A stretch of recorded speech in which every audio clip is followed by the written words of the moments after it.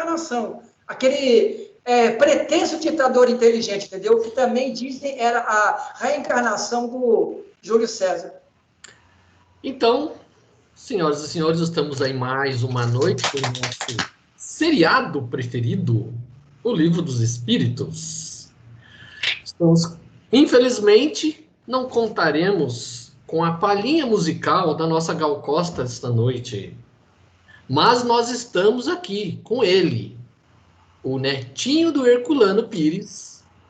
Se Herculano Pires foi o maior metro que mediu Kardec, nós estamos aqui com o netinho dele, o quilômetro que melhor mediu Kardec.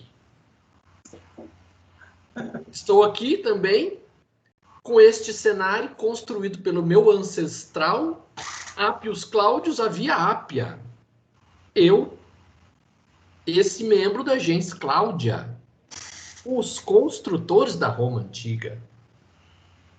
E estamos agora também com ele, o extraterrestre Jorginho, mais conhecido como o revisor do Livro dos Espíritos. Sim, você que tem sua edição, a segunda edição do Livro dos Espíritos na sua casa, aguarde que em 2021 nós teremos a terceira edição do Livro dos Espíritos, dirigido por ele, extraterrestre Jorginho. Revisado e complementado com, no mínimo, 1000 notas de rodapé. Então, aguarde que em 2021 teremos novidades no Livro dos Espíritos. E agora, cessando as bobagens, vamos ao... Faça a pergunta crucial. Pergunta para o Jorginho qual que é a pergunta. Qual que é a pergunta? Que estamos, Jorginho? Nós estamos no capítulo Transmigração Progressiva. Não. 189. Não. Ah, finalmente.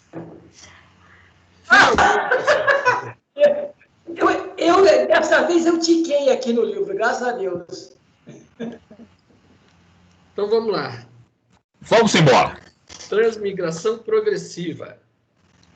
Pergunta 189. Desde o princípio da sua formação, o espírito goza da plenitude de suas faculdades? Não, porque o espírito, como o homem, tem também a sua infância. Em sua origem, os espíritos não têm mais do que uma existência instintiva, possuindo apenas a consciência de si mesmos e de seus atos. Só pouco a pouco a inteligência se desenvolve.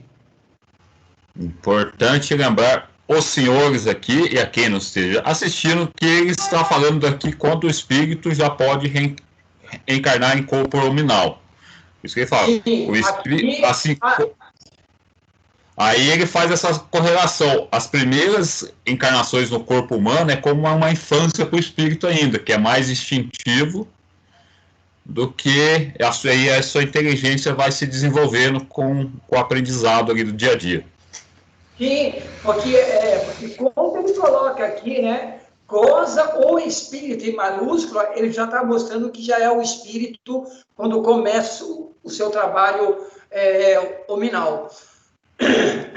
E interessante, ó, principalmente uma existência instintiva e mal tem consciência de si mesmo e de seus atos. As primeiras encarnações nossas ali é meio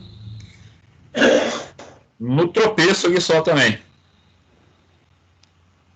Fala, Claudinho, o senhor está pesquisando várias fontes aí. Então, na edição que eu acho que é o que você tem aí, fala que mal tem consciência de si mesmos. Aqui está dizendo que tem apenas a consciência de si mesmos. É uma grande diferença.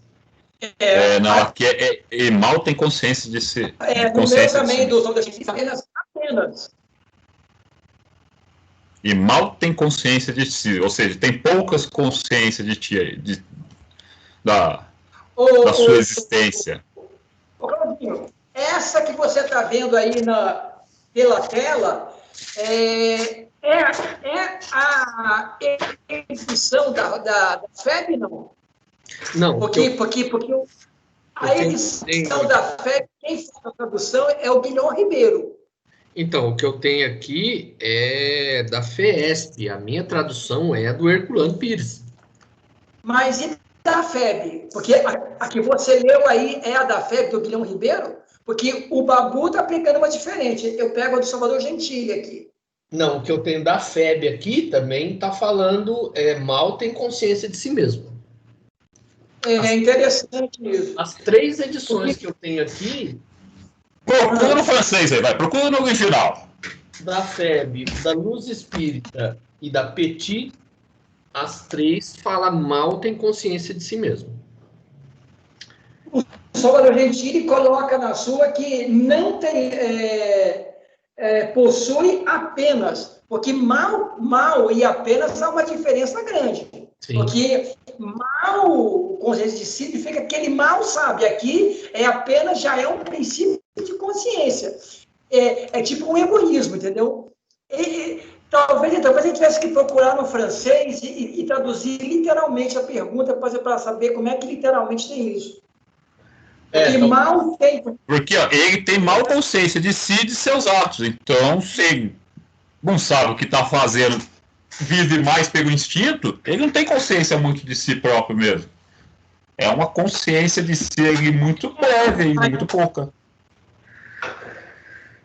Deixa eu ver se eu acho aqui. Mas, Babu, mesmo animais primários, tipo símio, golfinho, eles têm uma consciência de perceber quando é um reflexo dele. Quer dizer, ele tem consciência de si. Diferentemente de digamos assim, de uma... mas, Jorginho, aí você está falando de reconhecer no espelho, que ele está se reconhecer fora do corpo como espírito. Ele se reconhecer como um espírito, um ser pensante. Não é botar na frente de um símio um espelho e falar assim, tô me vendo aqui. É consciência depois de deixar o corpo. É isso que o Kardec, que os espíritos estão trazendo aqui. Será que é isso, Babu? Porque eu estou entendendo como uma consciência de si, de individualidade pessoal. Eu não consigo imaginar isso não, cara. Porque é consciência de... é o seguinte, uma existência instintiva, quer dizer, mais presa ainda ao egoísmo. Praticamente animal. E possui a consciência de si e de seus atos. Quer dizer, ele já sabe o que está fazendo, mas ele não tem a reação de saber o que é para o outro, mas ele está assim. Se é instintivo, Jorge, se é mais instintivo, não é pensado. Então não tem consciência. Age só pelo instinto. É fome, é caça, é tudo isso aí. Então não tem consciência, é um automatismo isso. Aí, eles... O Emmanuel fala que as primeiras encarnações nossa é mais animal do que humana. A gente é muito mais animal ainda do... Babi, Babu, você tem razão nisso, porque o instintivo, ele é quase que automático.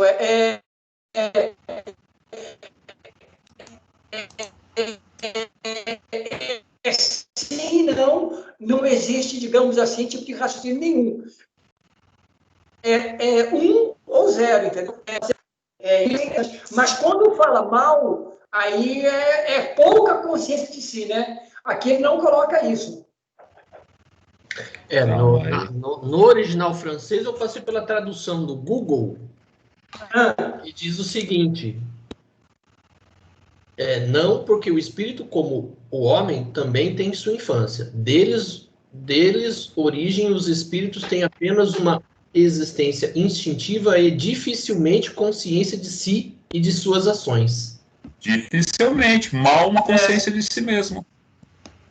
Dificilmente, eu acho que aí está mais correto. Eu já falei para vocês comprar essa edição aqui, largar essas edições pré-históricas suas. Que tá sem resposta, que tá sem numeração, que tá sem tudo isso aí. Bem que eu entrei no Google Tradutor por 2 navegadores. Em outra aqui, a tradução está dizendo apenas uma existência instintiva e dificilmente consciência de si. E difícil consciência, mal consciência de si. Ele não tem uma consciência de si próprio ali ainda, é mais instintivo eles. Então acho que a tradução correta seria mesmo mal consciência mesmo, mal consciência de si mesmo. Porque, Cláudio, quando o Babu ele colocou que instintivo ainda é bastante automático, então aí é bem isso mesmo, porque no instinto é 1 ou 0, ele não tem essa consciência de perceber por que você faz. Você faz porque já está no seu sistema. Você não é que você não pensa em fazer, mas você já reage, entendeu? É uma reação automática de um aprendizado já... tem razão. Então, aí essa tradução dele está melhor mesmo. E fica bem diferente dessa, né? Quer dizer, a compreensão da resposta é bem diferente. Jorginho, arruma a antena do seu celular aí que tá péssimo o seu áudio. Bota um bombril na antena do seu celular aí.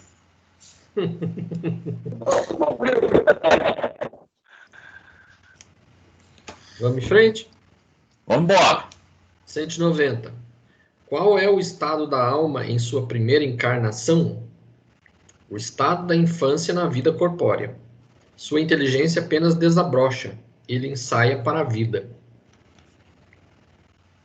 Ou seja, quando nossa infância ali é totalmente nula a nossa inteligência. Tá certo que hoje os criançados estão mais espertos que nós, né? Que antigamente, na nossa infância, a gente era eu acho que comparar a infância do espírito com a infância que a gente conhece aqui na Terra é mais ou menos um parâmetro para a gente entender como que é a infância do espírito. Isso.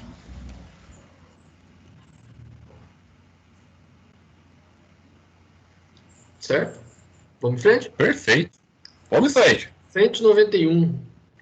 As almas dos nossos selvagens estão no estado da infância? Infância relativa, pois são almas já desenvolvidas, dotadas de paixões. Pois já sentem paixões. Esse selvagem é legal do tempo de Kardec. Exatamente, porque essa palavra selvagem aqui já não podemos usá-la mais no sentido dos nossos indígenas, contato com os brancos e tal. Mas mesmo assim, digamos assim, encarnados já como seres pensantes, os selvagens não eram infantis. Eles já tinham, além do pensamento, muito mais do que instintivo. Por isso que quando Kardec fala a respeito dos indígenas, né, dos africanos, e compara o pessoal a almas infantis, eu discordo, né? Com todo respeito ao Kardec, eu discordo completamente dessa afirmação dele. Porque, principalmente, se a gente vê os indígenas da América Central e América do Norte, o México, do Peru, né, os incas, os maias, os astecas, eram povos extremamente desenvolvidos. Eles tinham uma ciência, principalmente astronomia, que superava N vezes o conhecimento dos europeus. Os maias chegaram a calcular vamos dizer assim, a rotação da Terra, do sistema solar. O calendário maia, que é de 5.125 anos, é preciso. Coisa que só hoje os astrônomos conseguem calcular. Mas aí eu faço uma questão para você, questão do Enem, hein? Anota aí que vai cair no Enem esse ano. Esses espíritos dos incas, dos maias, antes do nosso amigo meia boca lá, né? Antes de começar a degradação total deles lá. Mas esses espíritos, os amigos de Jorginho encarnados aqui, cara, não seria almas já mais elevadas que fizeram um estagiozinho aqui e depois arparam o caneco também, assim como foram os egípcios, que foram os primeiros hindus, que também tinham uma doutrina, tinham uma coisa bem elevada espiritual. Então, esse pessoal dessa época aí que a gente sabe que tem uma doutrina, uma doutrina até espiritualista, que eles eram bem religiosos, assim, né? Acreditavam em vida após a morte, tinha tudo esse calendário. Não eram seres, tipo, espíritos já um pouco mais evoluídos, que passaram aqui na Terra só para dar um up, porque depois, eu não sei qual obra de Emmanuel, se é Caminho da Luz, ou se é no Consolador, até uma vez aquela questionada por Jorginho lá no grupo lá, que eu falei que os índios uns dias irão acabar aqui no nosso mundo, né, pá? Que os índios hoje, conforme a gente tem, eles não têm mais diferença para o homem da sociedade, que era um tempo de Kardec, os índios eram meio afastados dos homens ainda, mas tinham sua elevação, e a tempo de Cabral ainda, que 1500, que era outro tipo de índio. Ali você poderia ter uns índios ainda nessas primeiras reencarnações, alguma coisa. Mas eu acho que esse pessoal aí eram os primos do Jorginho. Mas eu estou achando, Babu, que essa resposta aqui é em função da alma na sua primeira encarnação humana. Porque quando fala em selvagens aqui, é impossível para mim que os espíritos que acompanhavam Kardec fossem, digamos assim, eurocêntricos. Porque eles dão poder, porque pela posição do Cláudio, os espíritos que tomaram conta do Kardec para fazer já sabiam disso de cor e salteado. Porque os caras já haviam encarnado lá entre os incas, entre os maias, entre o povo asteca, tudo bem. Entre o povo hindu, quer dizer, os caras já sabiam que eles não eram selvagens, mas eram selvagens em função do quê? A imagem que o europeu tinha no século XIX. Então, eu acho que essa resposta está ligada à sua primeira encarnação. Então, mas olha só a pergunta que ele faz. As almas dos nossos selvagens estão no estado de infância? Porque era a dúvida dele, e ele colocou isso em artigos da Revista Espírita. Então, ele entendia Sim. que os índios aqui na América, que os africanos, eles eram espíritos na infância. Então, eu discordo totalmente dessa situação. Né? No caso que o Babu falou, que eram espíritos, na verdade, que já tinham um grande conhecimento. Eles eram espíritos que tinham grande conhecimento, mas Kardec achava isso, que eles eram espíritos na infância.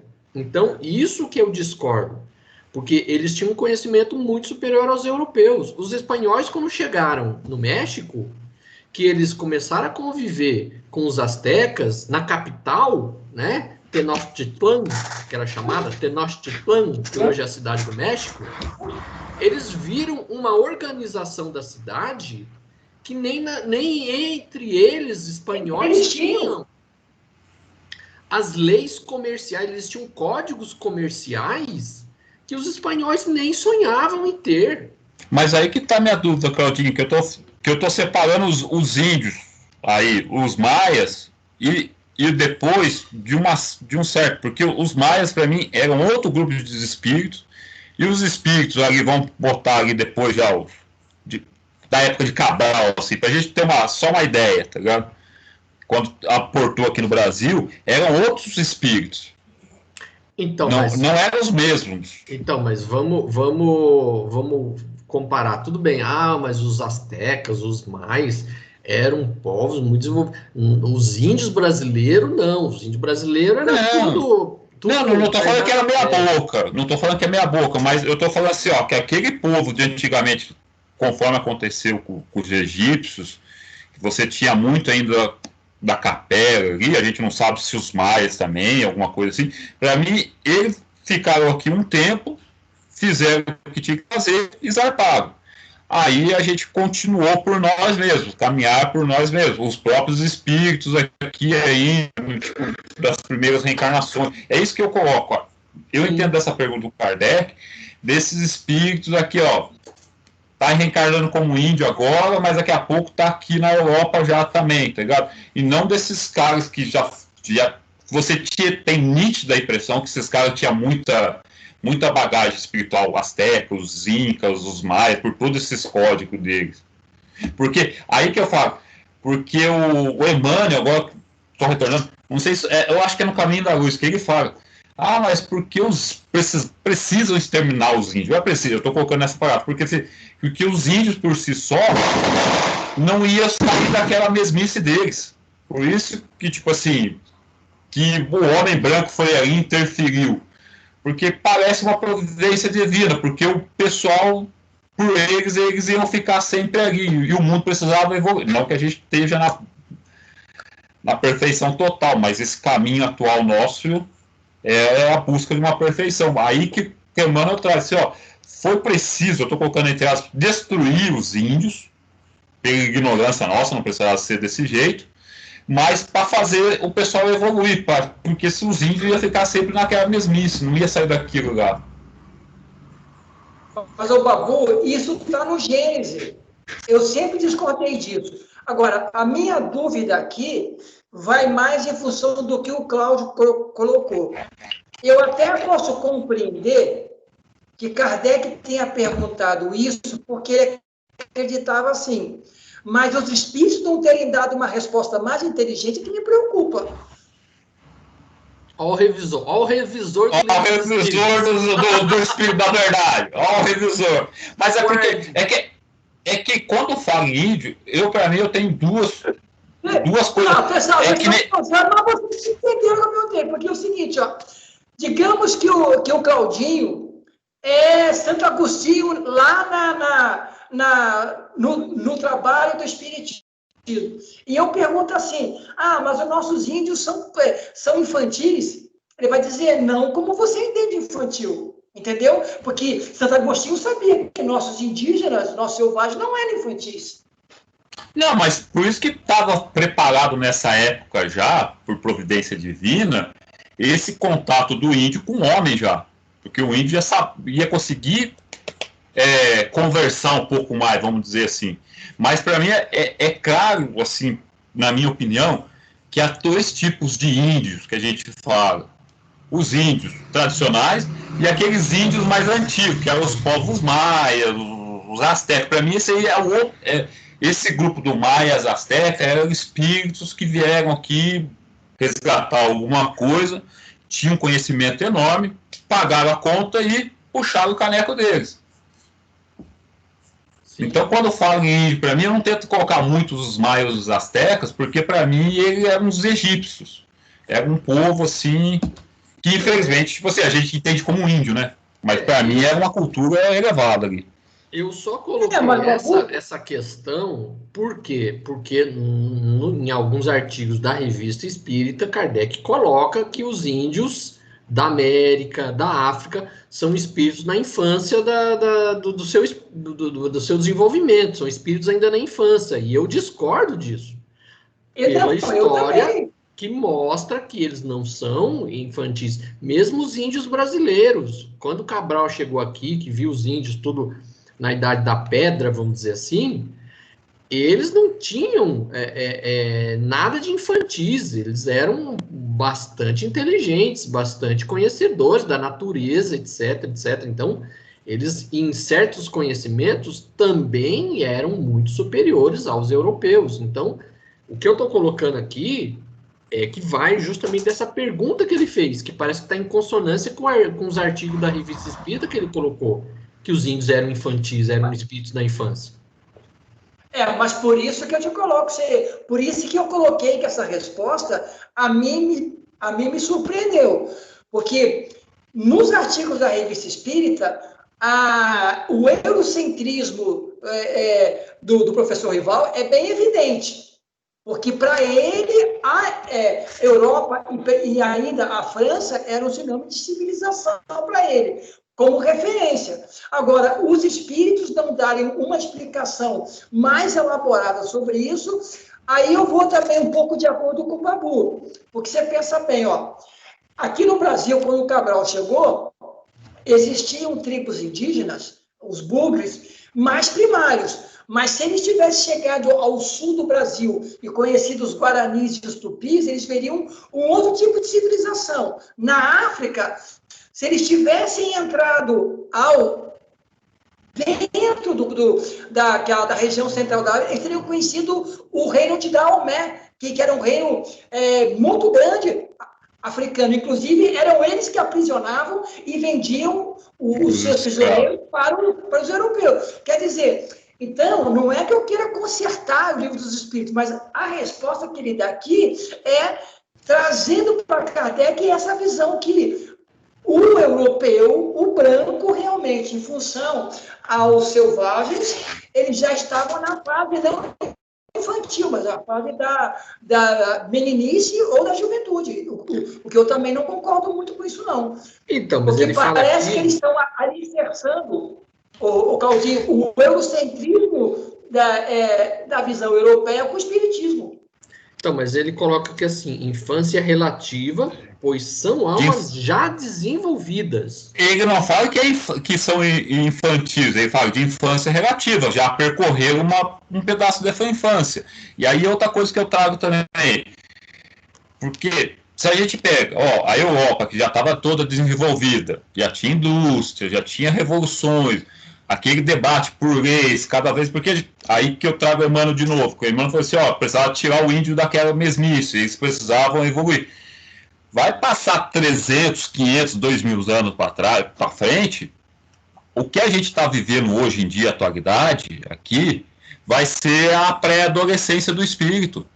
Então, daqui a 2.000 anos, quando o pessoal analisar um monte de bobagem que nós estamos fazendo aqui como sociedade, o pessoal vai falar assim, esses espíritos eram o pessoal de 12 anos ainda, aí, rebelde, 16, 14, entrando na pré-adolescência, tá ligado? Eles vão ter esse mesmo comportamento, essa mesma visão, tipo assim, o pessoal ali dos anos 2090 é os aborrecentes. Babu, mas aqui tem uma coisa interessante, infância relativa, né? Mas são almas que já progrediram, pois tem paixão, ou seja, quando você... Mas aí é que está. Quando você está na infância e é instintivo, não existe paixão?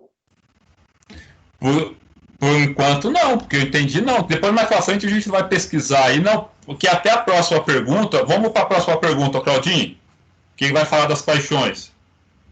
É 191A. 191A. As paixões, então, indicam desenvolvimento? Desenvolvimento, sim, mas não perfeição. São um sinal de atividade e de consciência própria, enquanto na alma primitiva a inteligência e a vida estão em estado de germes. A minha resposta aqui, na minha resposta tem uma coisinha que eu acho legal. De desenvolvimento, sim.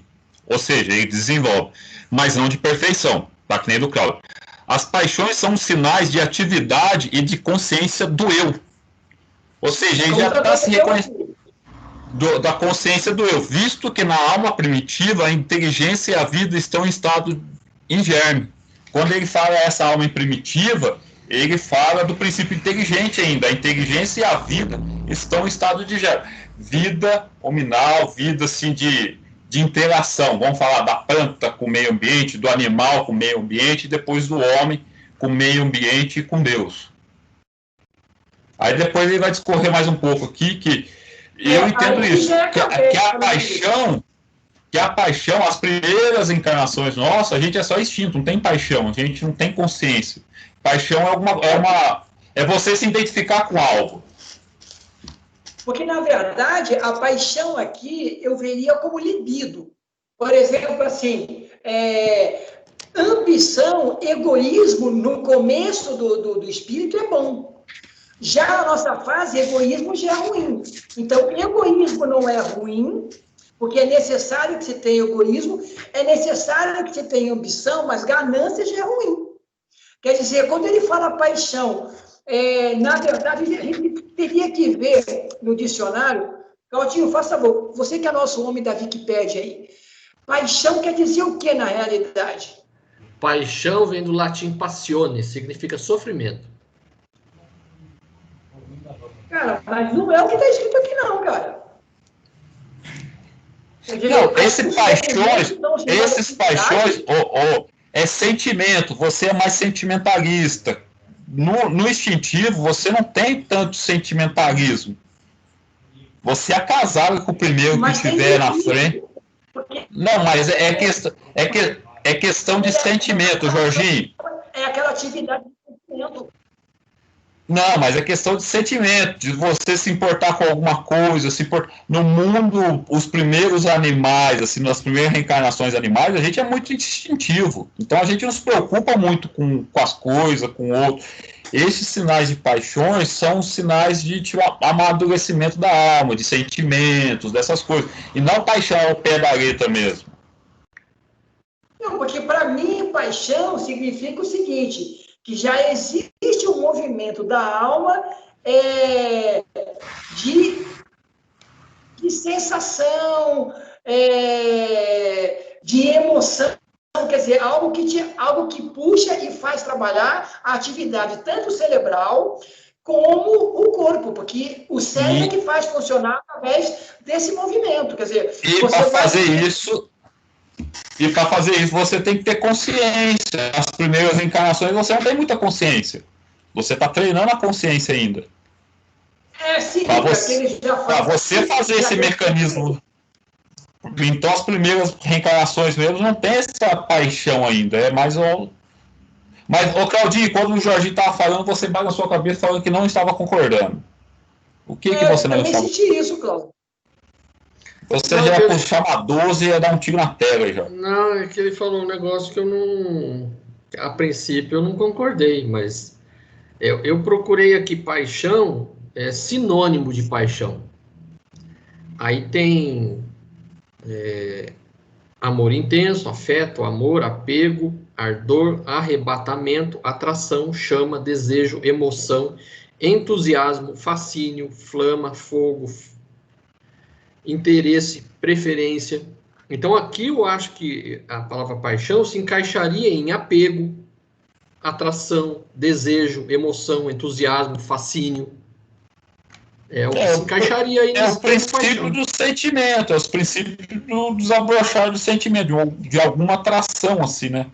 Sim. Claudinho, vamos falar para eu entendi que as paixões aqui seriam todo esse conjunto de entendimento que o Claudinho leu. Ou seja, as paixões são um sinal, quer dizer, então o espírito tem esse conjunto, esse leque, tem atração, tem apego, tem motivação, atividade, sentimento, sensação, quer dizer, paixão, então, para o espírito, é todo um leque de sensações ou de movimentos do princípio espiritual que vai atuar nessa atividade. Aí eu acho... Sim, mas aí, para o espírito ter esse pontapé... A palavra ganhou. Não no sentido romântico da palavra, mas no sentido desse leque. Paixão como atrativo, interesse... no sentido de sentimento. Isso. Sentimentos. Então, eu falei. Aqui tem outro significado que eu vi no dicionário aqui. Atração... excesso de entusiasmo, emoção, adoração por alguma coisa. Mas aí, Claudinho, que eu falei, é em cima dessa base de sentimento. Mas para você rodar essa roda gigante, primeiro o espírito tem que tomar consciência de si. Opinião fervorosa acerca de alguma coisa. Então é tudo relacionado a sentimento. Sim. E complementando aquilo que eu havia falado, etimologia, origem da palavra paixão, do latim passiones, que significa passividade, sofrimento.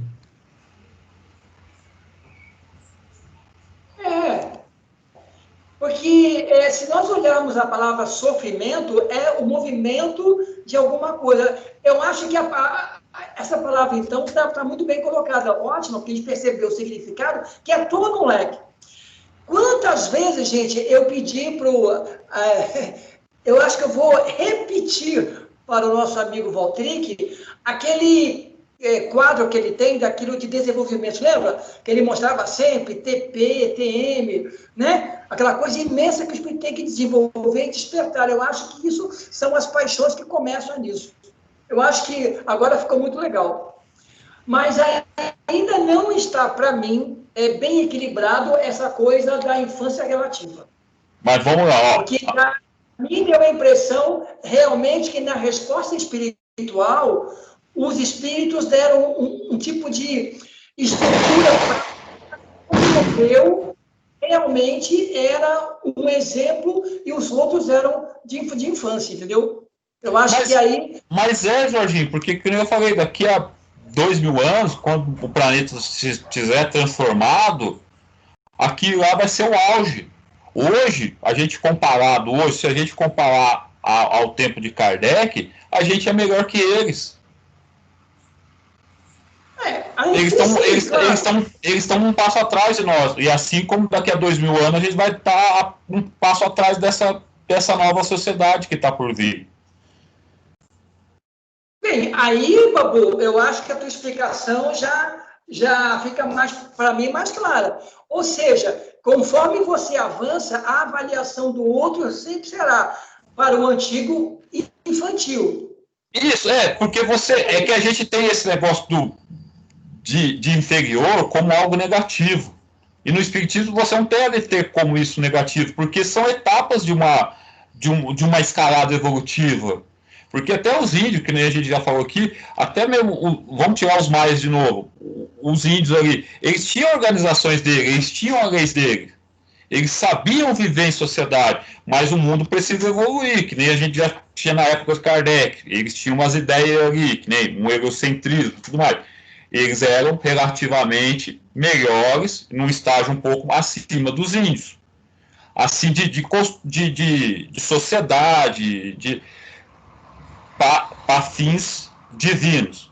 Hoje, a gente está melhor que Kardec, da época de Kardec, tudo mais, como bem mais atrás da Idade Média. Assim como daqui a 2.000 anos, o povo que vai estar lá vão estar bem mais adiantado que nós. A gente vai estar num nível inferior, mas é a escalada evolutiva. Então, para o Espiritismo, não tem o inferior não é negativo. Essa premissa... Mas aí é que está. Depois eu gostaria de ouvir como que o Claudinho compreende isso. Mas aí o Espiritismo não pode usar a palavra inferior, porque a palavra inferior sempre é negativa. Não, eu diria, em termos espirituais, de estágio. Quer dizer, o estágio de uma época não é inferior a outra, porque para aquele ponto já é superior. Não. É uma vanguarda e uma retaguarda. Aí que a gente... Quando eu falo que o cara é inferior, eu já estou diminuindo. Não tá, Jorginho, porque esse negócio, essa concepção de inferior... Não sei. Inferior é que a gente começou a usar isso aí de tal maneira que a gente deprecia a palavra. Então, é que nem, tipo, antigamente, o termo homossexual era gay. A gente, na década de 90, chamava as pessoas homoafetivas de gay. Isso virou tão uma forma pejorativa que a gente ficava chamando todo mundo de gay, tá ligado? Que começou a ser uma ofensa isso. Assim como outras palavras começaram tipo, a decair, até amor. Amor. O amor mesmo hoje é uma palavra banal. Então, essa questão de inferioridade é dos tempos atuais, que a gente usa o inferior, a gente tem essa concepção mental que inferior está abaixo de nós, que não presta. E não é. É uma jornada evolutiva, que cada um vai ter seu degrau. Claudinho, o que é que você pensa disso? Eu acho que isso aí seria a gente ficar naquela do politicamente correto. Não vamos falar mais inferior, vamos mudar, vamos usar uma outra palavra. É justamente isso, porque tomou uma conotação pejorativa falar que o espírito é inferior.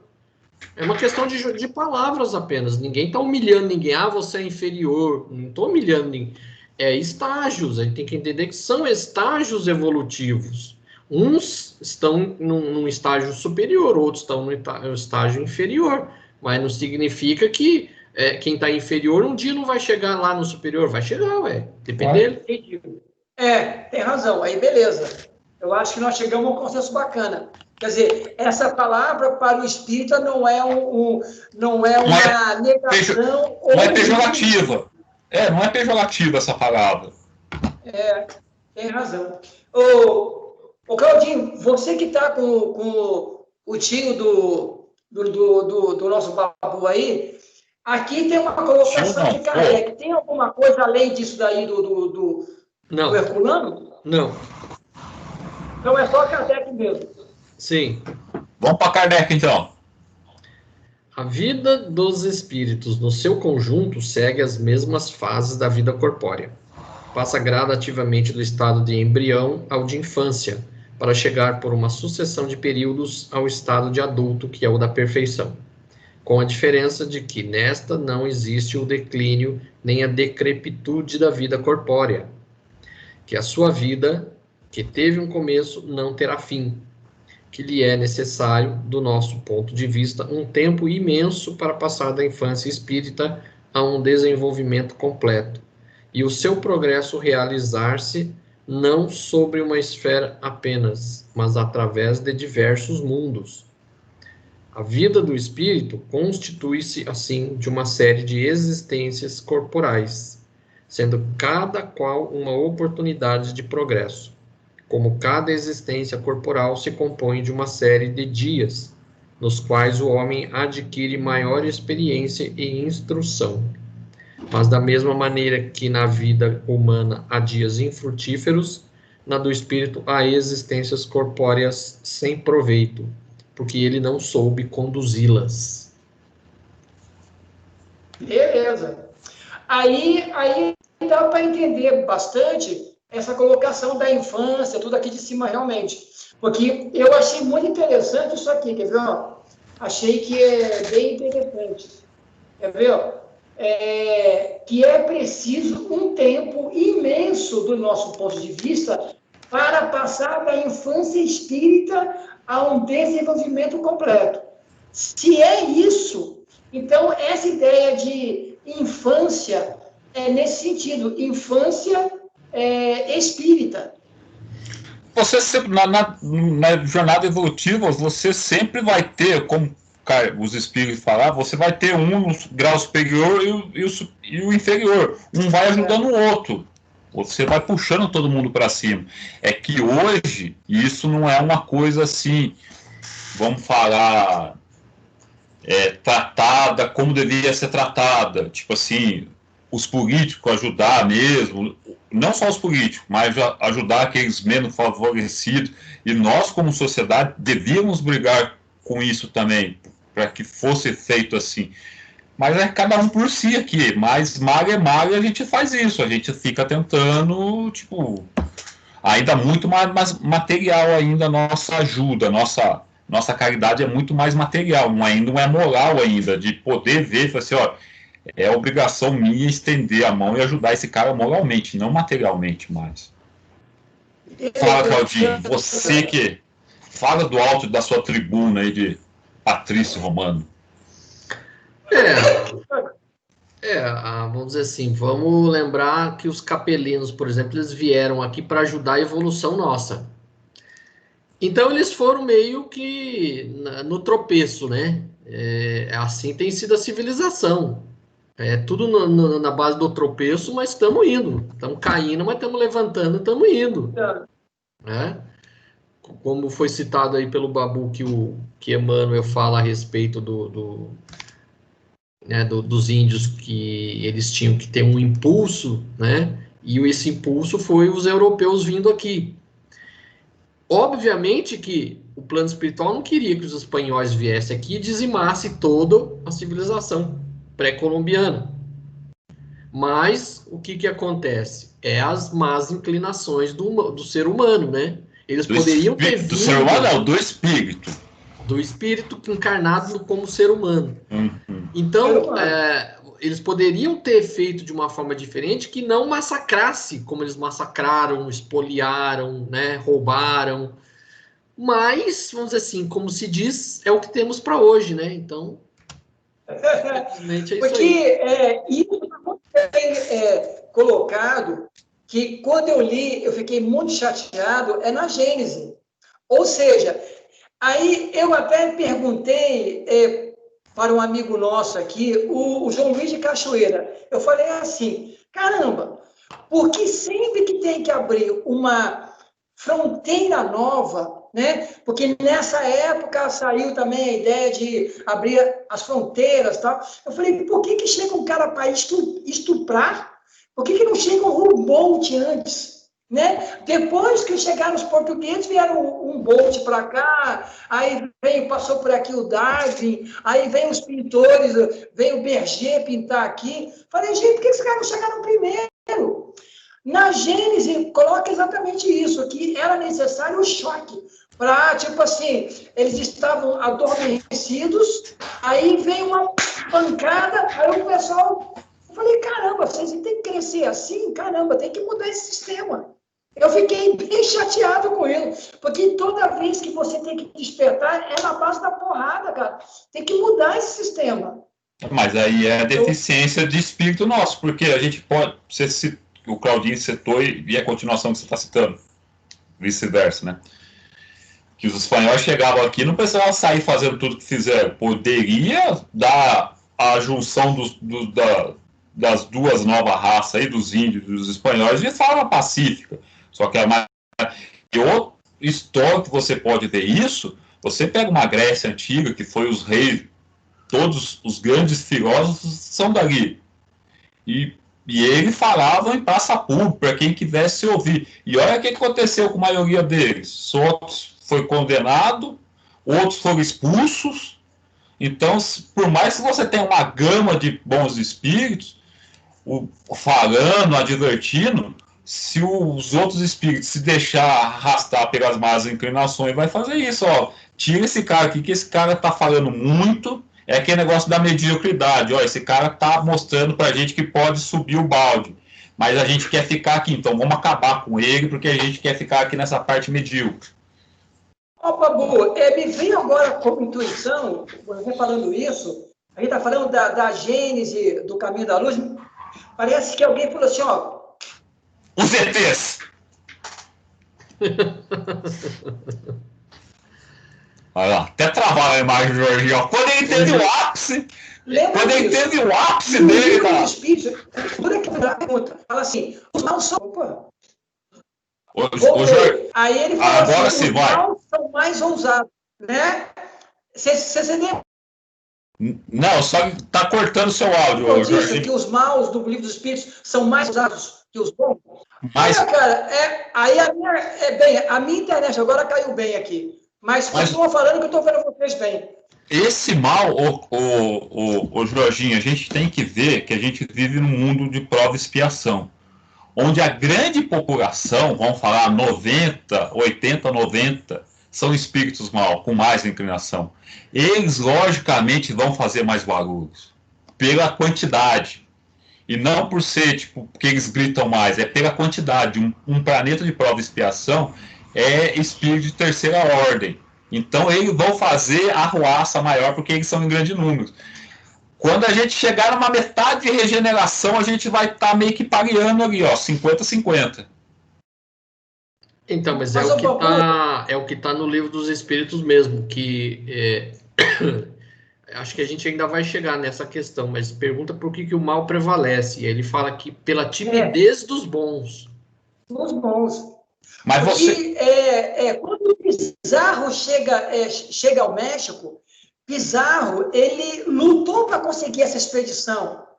Ele foi ativo nesse ponto. Não teve ninguém assim, nossa, eu não vou. Lá tem monstro no mar. O Pizarro falou, pegou 50 caras, na verdade eram mais ou menos 100 soldados, botou no navio e veio embora. Aí chegou aqui a ganância, o espírito mais primário, mais cheio de paixão. A hora que ele viu aquela monte de riqueza, pô, eu vou ganhar em cima desses idiotas. Mas você pensa bem, por que sempre esses caras maus, brutos, são mais ousados que a gente, cara? É isso que eu não consigo entender, como a gente pode ser, não omisso, mas lento nesse tipo de coisa, entendeu? Porque é que eu falei, são a grande maioria. Eu volto à Grécia de novo. Você tinha um monte de filósofos, os caras falaram assim, esses caras estão enchendo o saco, mano. Estão falando que a gente pode ser melhor, eles estão mostrando que pode ser melhor, que o humano tem uma atividade divina, só que a gente não, a gente quer ficar aqui nesse mundão aqui de meu Deus, aqui, ó, a gente quer ficar aqui só na curtição. Vamos tirar esses caras daqui. Então, tipo assim, o mal se prevalece ainda, por enquanto, porque eles são mais atirados. E a quantidade deles, se a gente pegar de um mundo de prova e expiação, a quantidade de espírito mediano, vamos falar assim, e de espírito com má tendência, os mais tendências são bem mais numerosos ainda. A gente tem alguns focos assim ainda, de bons espíritos fazendo as coisas ali, mas a quantidade de mau espírito é grande ainda. Fala, Claudinho. Então, vamos lembrar também que os astecas, por exemplo, eles faziam sacrifícios humanos. Então, eles não eram um povo, assim, santinho, né? Obviamente, era necessária alguma coisa que viesse vamos assim, a mudar os rumos dessa civilização. O que acontece? A gente está careca de saber que quando a gente faz nossos planos no plano espiritual e a gente reencarna, a gente esquece e a gente deixa as nossas más tendências nos guiarmos. Então, vamos dizer assim, esses espíritos, eles são mais ousados, eles têm mais coragem, têm mais destemor, você entendeu? Mas isso não é por acaso. Acontece que eles deixam as más tendências prevalecer. Mas, obviamente, que isso tudo tem um propósito, né? E aí foi, vamos dizer assim, dar uma mudança de rumos. Mas a gente, vamos dizer assim, aos trancos e barrancos estamos indo. É assim que infelizmente, estamos indo. Sabe, gente, aonde eu me lembro que eu vi isso, que me deixou bem... Eu não sei se vocês se lembram disso, mas vocês se lembram quando a China construiu aquela hiperbarragem no rio Yangtze, chamada As Três Gargantas? Lembra? Fizeram uma reportagem das populações que ficavam à margem disso. Meu pai era engenheiro em topografia, era a sua especialidade, e eu sempre o acompanhava para ganhar um dinheirinho, para fazer nivelamento, tal, esse tipo de coisa. Então, eu cheguei ali a muitas cidades onde chegava 5, 10 mil peões, tipo CDPO, OAS, essa coisa eu conheci bem, naqueles acampamentos que mudavam uma cidade porque ele ia passar uma estrada, ia fazer uma barragem, uma coisa assim. E me veio, mostrou uma pequena aldeia, que é uma vila, onde as pessoas viviam ainda como viviam o seu tataravô, entendeu? E tinha um senhorzinho que eu fiquei assim, até emocionado de ter dele acontecer, mas eu vi que a vida, para jogar o espírito para cima, ela te dá uma picuda mesmo. Ele morava na casa onde o avô dele havia construído, ele morava sozinho, fazia sua comida, tudo.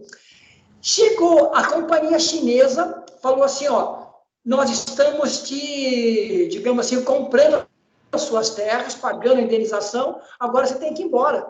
O cara não sabia o que fazer da vida, eu fiquei assim, o velho ficou ali parado, falei, Jesus, eu nunca saí daqui.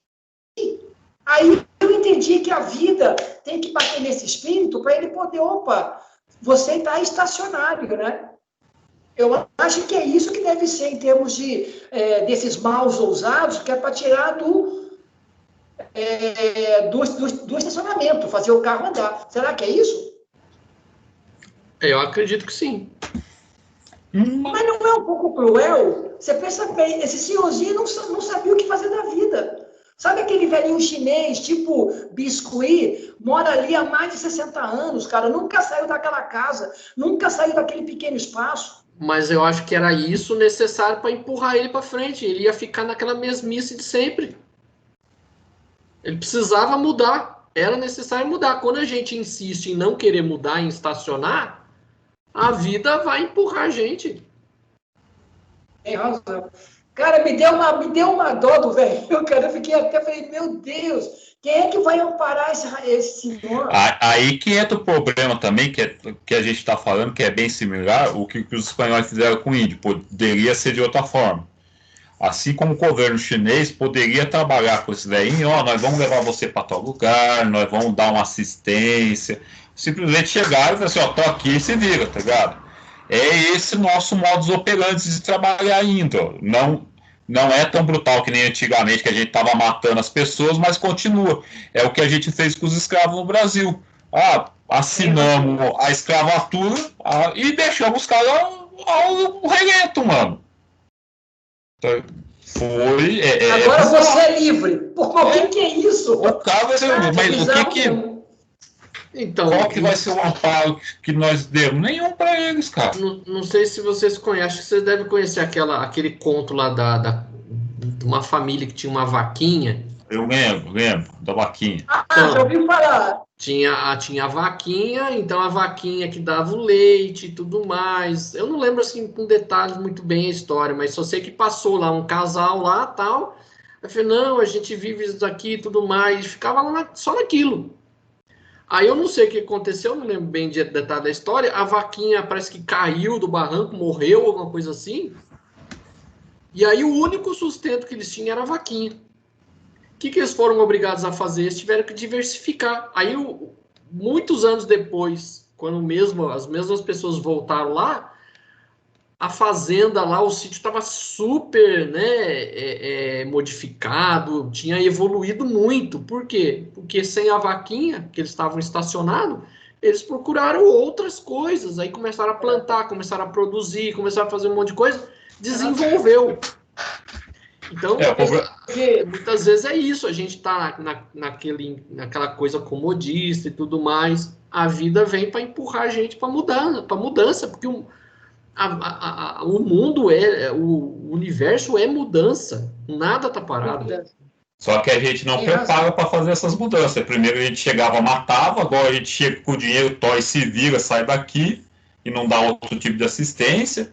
A gente, aos poucos, nos tropeços aí, a gente vai tentando acertar, né? Pois é. Porque, gente, e eu entendi bem quando eu vi a reportagem sobre essa barragem, porque meu pai sempre trabalhou em obras grandes, assim, de transformação topográfica, realmente. E em cidade pequena, você imagina bem, chegar a 10 mil peões de vários lugares do Brasil, eles mudam uma cidade, então não tem respeito pelo seu local, eles chegaram ali para trabalhar. Aí você recebe uma indenização, porque o governo já te desapropriou, você tem que pular fora, porque a barragem está fechada, a água vai subindo e tudo vai mudar na sua vida. Quer dizer, então, na verdade, o nosso consenso aqui é o seguinte, é que nós não conseguimos compreender realmente como é que a lei de reencarnação, de evolução, funciona em si mesmo. Quer dizer, o que vemos aqui, pelo que o Cláudio falou, ela não está errada. O que está equivocado é o nosso modo de olhar isso, né? Que não falta faculdade ainda. Mais para frente vai ter alguma coisa meio similar com isso. Vamos embora, Claudinho, toca os boi aí. 192.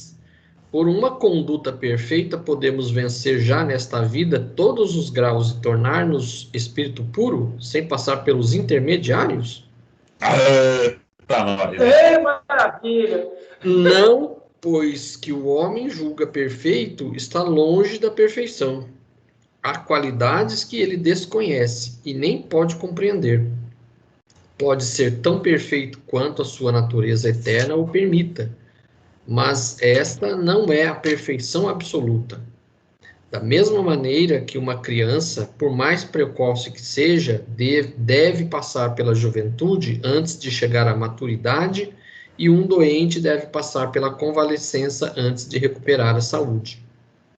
Além disso, o espírito deve adiantar-se em conhecimento e moralidade.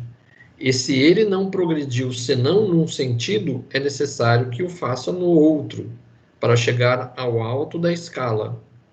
Entretanto, quanto mais o homem se adianta na vida presente, menos longas e penosas serão as provas seguintes. Aqui tem a parte legal. Não, porque, voltando, porque o que para o homem parece ser perfeito está longe da perfeição. Vamos tirar o Cristo da parada aí. Vamos pegar para os espíritos, que é um ser perfeito, Chico Xavier. Ele está longe da perfeição.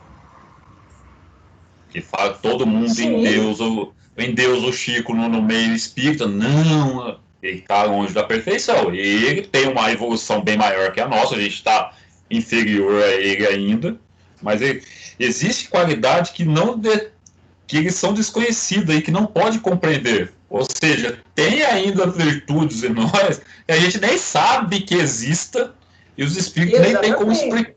Nem tem como explicar, não tem nem como falar para vocês, porque não tem como comparar para vocês isso aí, não tem o que dar um peso para vocês. Então falta faculdades ainda para o espírito, para nós conseguir olhar todo esse plano reencarnatório, como é esses mundos de evoluções, para a gente compreender como que funciona toda a lei divina, que para nós parece algo penoso, né? Quando a gente olha assim, pô, coitado do cidadão, mas é só um olhar nosso só por enquanto. Babu, não sei se foi por coincidência você ter colocado o Chico Xavier, mas uma das explicações do Bacelli para confirmar que Chico Xavier era o mesmo espírito de Kardec foi exatamente esse. Kardec veio no ponto de ciência e filosofia, e ele precisava trabalhar a doutrina no ponto só de moralidade. É uma coisa capenga isso. Ele só pegou um ponto, mas ele tinha que pegar um ponto de emoção, de sentimento. Não que eu acredite que Chico era Kardec, mas uma das colocações, em termos da doutrina, Bacelli dá essa explicação. Como você colocou o Chico, me veio isso. Ele falou, como Kardec, ele precisava ser focado, cientista, não emocional e, inclusive, não caridoso no sentido como o Chico era. Aí ele tinha que mostrar a doutrina na sua parte religiosa, que é o que dá sustentação naqueles 3 eixos que Kardec nunca colocou assim. Então, veio como Kardec, como Chico Xavier, para mostrar que ele tinha que crescer aqui e mostrar aqui também. Mas aí, foi o Kardec que é uma das questões. E eu não concordo com isso, porque, que nem o Claudinho já falou, são personalidades diferentes. E outra coisa, Kardec por si só, porque o que é o espiritismo? O aperfeiçoamento de nós mesmos. O ato da caridade material não quer mostrar que você é uma grande pessoa, que a gente normalmente doa aquilo que está sobrando para nós, que não tem mais efeito, né? Então, mas a caridade maior do espiritismo é a caridade moral. E Kardec tinha muito disso. Kardec não queria vender livro mais caro, só que na época dele ele só poderia vender, não tinha hoje grandes empresas que podem financiar alguma coisa e sair distribuindo gratuitamente. Se fosse assim, ele fazeria com certeza. E ele tem muitos casos dele que ele ajudava os mais necessitados. E não é só ajuda, por isso que eu falei assim, Kardec nessa parte de educação, ele fez muito pela França. Que nem eu já falei, o espírito que é inclinado à ciência, que nem o Einstein, ele não vai vir numa Madre Teresa de Calcutá para poder, ele vai cumprir, que nem o Galileu, o Camilo Flammarion, que um é reencarnação do outro, né? Ele não vai vir numa experiência de Madre Teresa de Calcutá, não, ele vai trazer esse conhecimento da ciência dele e disponibilizar para todo mundo. É uma forma de caridade, é uma forma de moral isso. Ele não precisa ser um novo santo da Igreja Católica para desenvolver essa parte que o Prassegui fala, essa parte religiosa de sentimento, não. O que ele já fez na época, como Camilo Flammarion, ele pegou a astronomia, que era uma coisa que só a elite fazia, ele levou em livros mais acessíveis, é uma caridade. Então você não precisa ter um extremo da balança e o outro. O Einstein, para mim, sempre que ele voltar, ele vai voltar como alguém da ciência, porque é do espírito isso. É um espírito investigativo da ciência, e ele vai fazer isso, eu vou trabalhar agora as ciências na favela. É uma caridade, ele está fazendo uma caridade imensa. Uma caridade moral, né?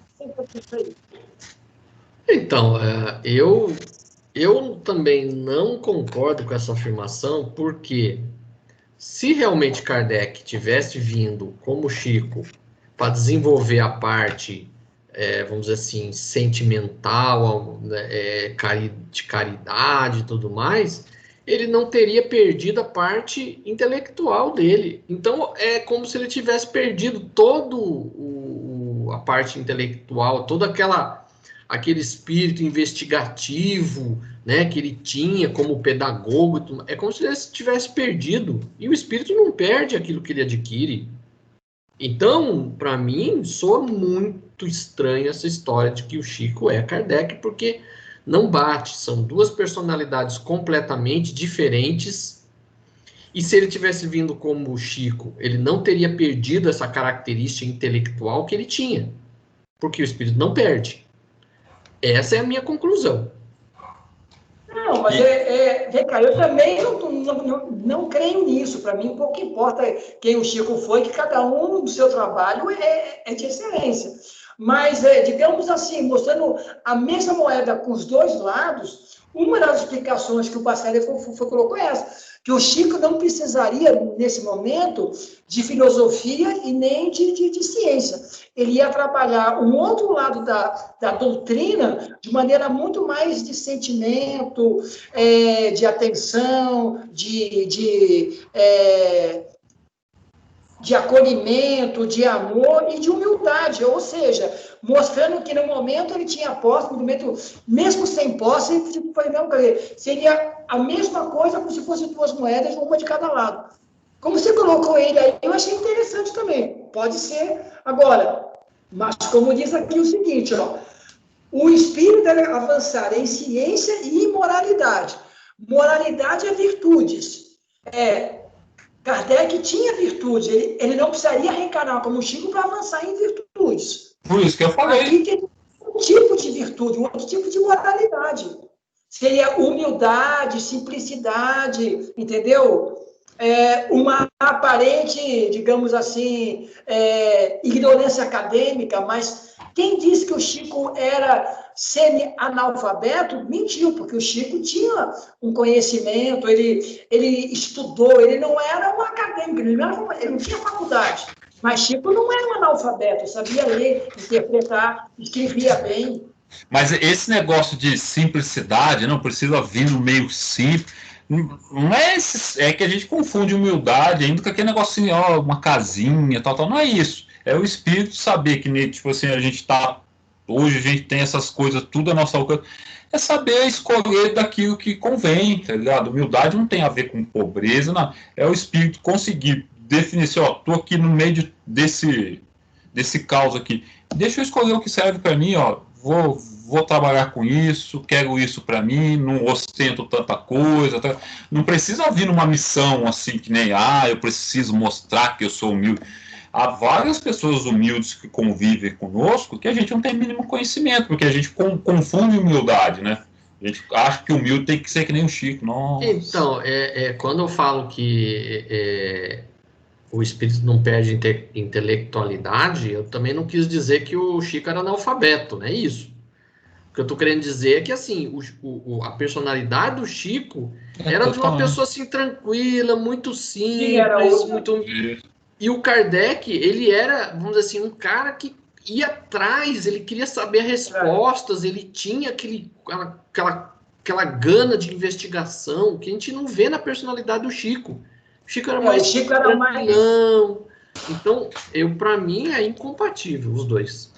E isso você anula a personalidade. Que nem a gente sempre vai ter o espírito mais dedicado à filosofia, conhecimento, ciência, né? E aqueles mais dedicados às pessoas, tipo, a sentimento. Opa, tá passando o lixeiro, calma aí.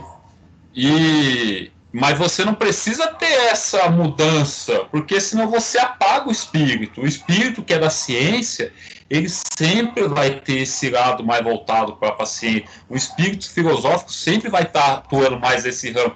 É onde que o espírito se sente melhor para atuar. É onde que ele pode dar alguma coisa.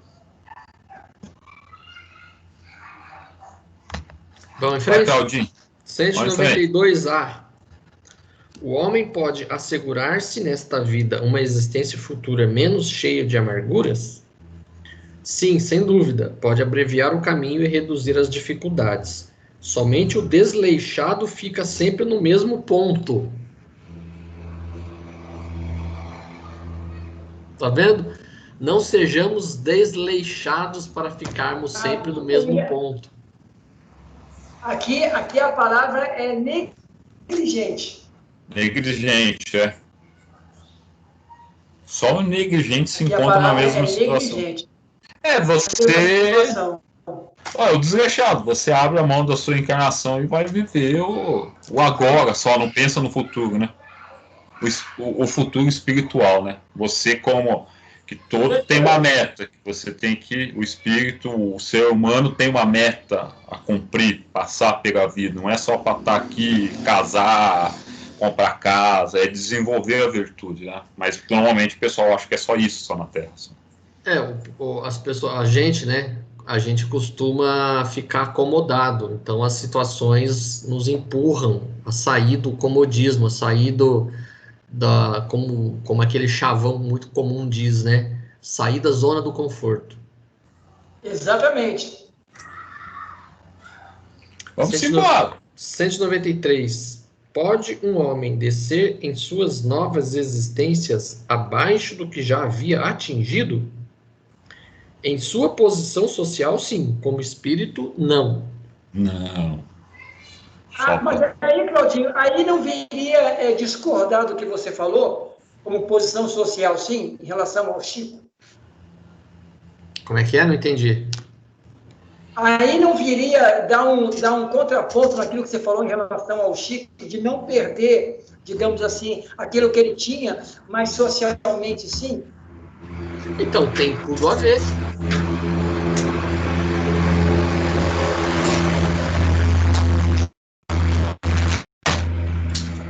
Então, tem tudo a ver, porque aqui... Mano, passou o fumacê, o caminhão da DEG, foi mal. Tá passando aquele querosene, aquela fumação, foi mal. Então, aqui tem tudo a ver com essa questão, porque se a gente considerar que Chico era Kardec, ele perdeu toda aquela personalidade investigativa que ele tinha, ele perdeu tudo. Então, mas como espírito não, ele não perdeu como espírito, então, mas socialmente era uma outra situação. Mas Kardec também não era rico, Kardec estava ali com o Chico ali. Socialmente, né? Isso não tem nada a ver. O espírito ele pode ser rico numa encarnação e pobre na outra, mas ele não perde as qualidades que ele adquiriu. Por isso que reforça mais a questão de que, no meu entendimento, Chico não pode ser Kardec, porque ele teria perdido tudo aquilo que ele conquistou como Kardec. Né? Toda aquela personalidade dele investigativa que ele tinha, quer dizer, ele perdeu tudo. Então não tem sentido. Aqui, para mim, essa questão reforça pode ser isso mesmo, tem razão. Assim, só para um grosso modo, assim, não estou falando que a pessoa que é o mesmo espírito, só para comparar. Vamos falar, se Kardec tivesse reencarnado nessa época do Chico, é só comparação, tá?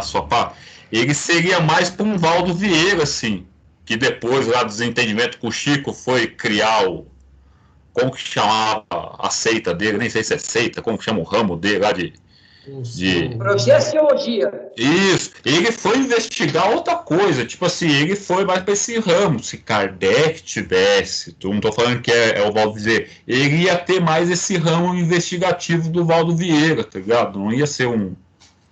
Isso é latente do espírito, o espírito sempre vai buscar isso. O espírito não vai... O Monte Oliva dizia que se alguém tivesse que ser Kardec nessa encarnação, nos nossos tempos aqui, seria o Hercúleo Pires. Estaria mais colocado na visão de Kardec do Hercúleo Pires. Concordo plenamente. Isso era uma ideia que eu já tinha há muitos anos. Porque o único, assim, de todos que realmente tem muita coincidência com Kardec é o Herculano. E tem outra coisa que eu vou chamar aí, que nem... que Chico falou que nosso amigo Emmanuel reencarnou nos anos 2000 e que ia trabalhar com educador, né? Aí todo o que os espíritos estão esperando que o cara seja um professor. Mas o que é um educador de verdade? É um educador de almas. Ele pode vir como um novo... Como que chama o nosso amigo aí que está no Papa aí, o Bentinho, não é Bentinho, como chama, amor? Francisquinho, tá ligado? Ele pode, o Papa, tá porque legal. o Francisco está quebrando vários paradigmas ali da Igreja Católica. Então, o Emmanuel pode vir como algo assim, como um Herculano Pires, assim, um filósofo que vai educar as almas, assim, tá ligado? Não precisa ser professor. Todo mundo está pensando que o cara vai ser professor, e o cara pode ser um Cortella da vida, pode ser um carnal da vida, o cara pode ser isso. Uma pessoa que traz paradigmas diferentes em educação, em forma de pensar. Eu também acho isso. Porque todo mundo tá achando que o cara vai ser professor. Não, porque vai ser... Vamos, Claudinho. Vamos mais uma? Vamos mais uma para a gente acabar o dia. 194. A alma de um homem de bem pode animar, noutra encarnação, o corpo de um celerado? De um perverso. Não, pois ela não pode degenerar. Isso. A pergunta, isso é só para ficar para os nossos ouvintes. A alma de um homem de bem pode, numa reencarnação, animar o corpo de um perverso, ou seja, tiver um homem que era bom numa vida e na outra ser mal, aí não, porque não pode regredir. É que o livro aqui, a tradução do Herculano Pires, usa uma linguagem um pouco mais antiga, né? Então, era acelerado antigamente. Hoje é perverso. Perverso, marginal, uma coisa... Peraí que eu vou pegar um lápis aqui para fazer um tipo aqui. Vai, Jorginho.